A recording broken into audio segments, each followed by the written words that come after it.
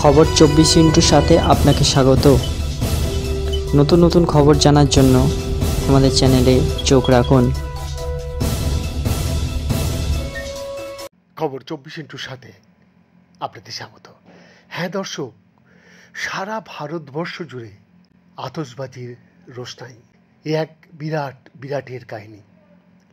আজকের ফাইনাল ম্যাচে 4 বল বাকি থাকতে মুখে হাত বিরাট কোহলির, চোখ ঢেকে ফেললেন তিনি।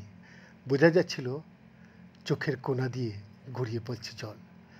খেলা শেষ না হলেও ততক্ষণে খেলার ভাগ্য নির্দিষ্ট, জয় নির্দিষ্ট হয়ে গিয়েছে বেঙ্গালুরুর। তাই নিজের আবেগকে ধরে রাখতে পারলেন না কোহলি।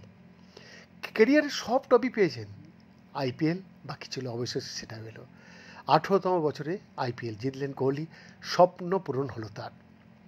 দেখে বোঝা যাচ্ছিল না খেলা কোথায় হচ্ছে, আহমেদাবাদের নরেন্দ্র মোদী স্টেডিয়াম না বেঙ্গালুরুর চিন্নাস্বামী।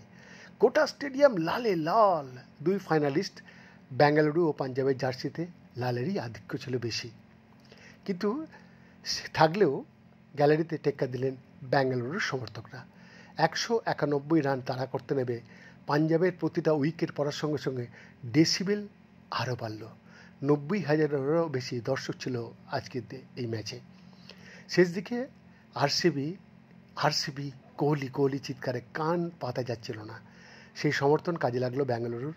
নইলে এই মাঠে 190 রান করে জেতা সহজ নয়, সেটাই করে দেখালো বেঙ্গালুরু।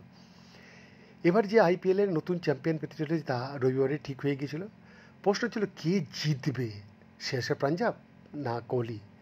রজত পাটিদারের বেঙ্গালুরু, আইপিএল জেতার অভিজ্ঞতা রয়েছে তাদের। গতবারই কলকাতা নাইট রাইডার্সকে ট্রফি দিয়েছিলেন তিনি। সেই দিক থেকে দেখতে গেলে অভিজ্ঞতা অনেক বেশি ছিল তাদের।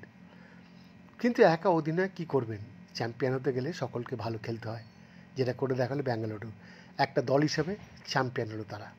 বৈদ্যনাথ দাসের রিপোর্ট, খবর 24/7।